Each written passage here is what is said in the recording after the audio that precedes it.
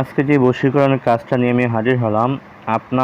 আপনি দেশে থাকেন বা বিদেশে থাকেন, আর যত দূরে থাকেন না কেন, আপনার কাঙ্ক্ষিত ব্যক্তি যত পাষাণ হৃদয়ের হোক না কেন, এই কাজটি আপনি করার সাথে সাথে মোট কথা আগুনে জ্বালানোর সাথে সাথে আপনার কাঙ্ক্ষিত ব্যক্তির অন্তরের ভিতরে কারেন্টের মতো এফেক্ট করবে। সে পাগলের মতন ছুটে চলে আসবে ইনশাল্লাহ। এই তো গত সপ্তাহে আলহামদুলিল্লাহ এই নকশাটা, এই কাজটা দিয়ে আমি আমার এক রোগীর কাজ দিয়েছিলাম। তো আপনারা অবশ্যই জানেন যে আমি শুধুমাত্র একটা নকশা দিয়ে কাজ করি না, আমি একটা ফুল কমপ্লিট কোর্স করি, সেখানে এই নকশার কাজটাও আছে। তো কোর্সটা আলহামদুলিল্লাহ গত সপ্তাহে করছি, এই সপ্তাহে আজকে সকালে আলহামদুলিল্লাহ রেজাল্ট আসছে কাজের।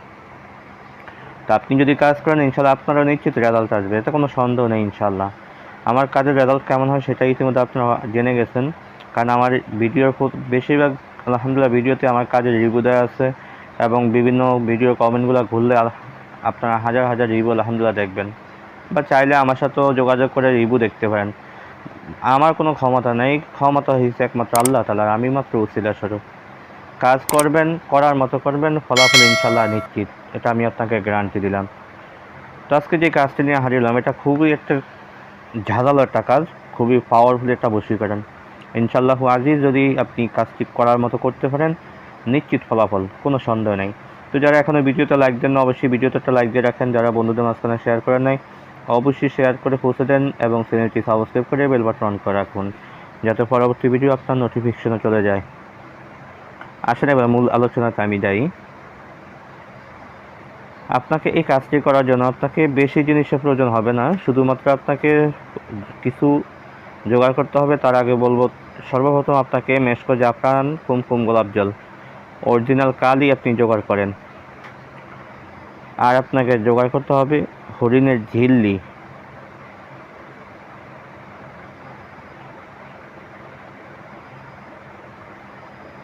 2 নম্বর জোগাড় করতে হবে ভোজপাতা,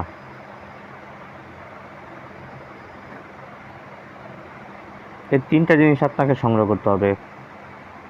এই 3টা জিনিস সংগ্রহ করে আপনি যে কোনো দিন যে কোনো সময়, খাস করে ইশার নামাজের পরে বসলে সবচেয়ে উত্তম সময় এটা।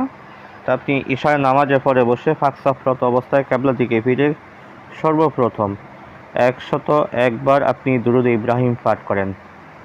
101 বার দুরুদ ইব্রাহিম পাঠ করা শেষ হলে আপনাকে আল্লাহ পাকের সিফাতি নামের একটা নাম, ইয়া বুদ্দুহু, ইয়া বুদ্দুহু, এই শব্দটুকু আপনাকে 101 বার পাঠ করেন। করে ভোজপাতার উপরে এবং হরিণের ঝিল্লির উপরে একটা নকশা লিখবেন। আমি স্ক্রিনে নকশাটা দিয়ে দিব, খুবই সহজ, আপনার প্রত্যেকে লিখতে পারবেন, খুবই সহজ। তো হরিণের ঝিল্লির উপরে একটা নকশা লিখবেন, আর ভোজপাতার উপরে আপনাকে 3টা নকশা লিখবেন। লেখার পরে নকশাগুলো আপনি সামনে রেখে আপনি সর্বপ্রথম ইউহিব্বুনাহুম কাহুবিল্লাহি ওয়াল্লাযিনা আমানু আশাদ্দু হুব্বান লিল্লাহ, এই আয়াতটুকু আপনি 41 বার পাঠ করেন।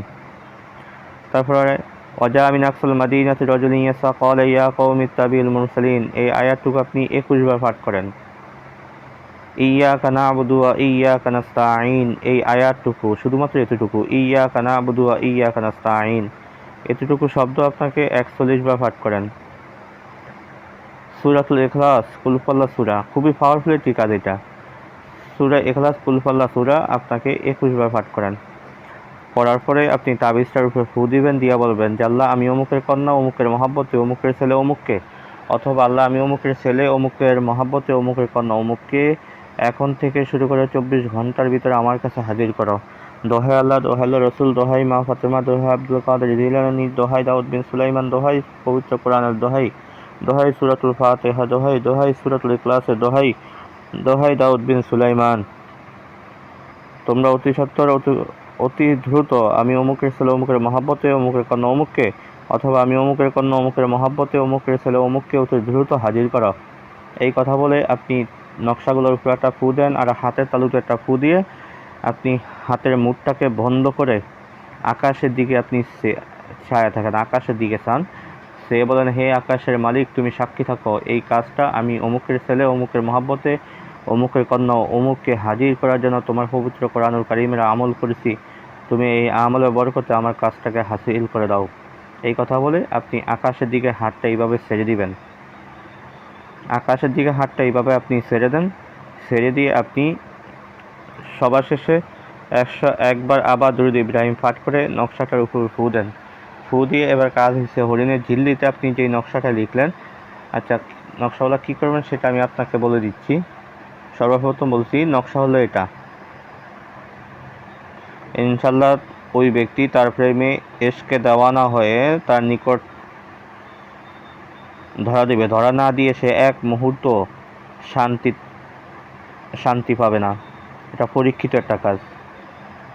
এই নকশাটুকু এখানে প্রথমে আলা হুব্বির জায়গায় এই আলা হুব্বি ফালান বিন ফালানের জায়গায় আপনার নাম, আপনার বাবা অথবা মায়ের নাম, আলা হুব্বি এখানে আপনার সেই কাঙ্ক্ষিত ব্যক্তির নাম, তার বাবা অথবা মায়ের নাম। হরিণের ঝিল্লিতে যে নকশাটা লিখলেন, এই নকশাটা আপনি আপনার নিজ ছেলে হলে ডান হাতে, মেয়ে হলে বাম হাতে ব্যবহার করেন। আর ভোজপাতায় যে নকশাটা লিখলেন, এই নকশাটা আপনি শনিবার দিন যে রাত্রিবেলা একটা নকশা আপনি সুগন্ধি তৈল মেখে আপনি আগুনে জ্বালিয়ে দেন। যদি দেখেন যে প্রথম দিনে আলহামদুলিল্লাহ রেজাল্ট চলে আসছে, তার পরবর্তী 2টা তাবিজ এখনও রয়ে গেছে, সেই 2টা তাবিজ আপনি ফেলে দিবেন না, ওগুলো আপনি কাজ করে দেবেন। যদি দেখেন যে প্রথম দিনে রেজাল্ট আসলো না, তাহলে দ্বিতীয় দিন আবার জ্বালাইবেন।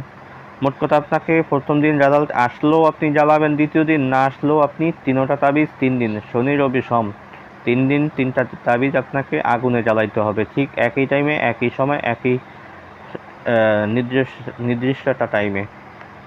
ইনশাআল্লাহ আজিজ, শতকরা বেশিরভাগ মানুষেরই প্রথম দিনে আলহামদুলিল্লাহ রেজাল্ট চলে আসে।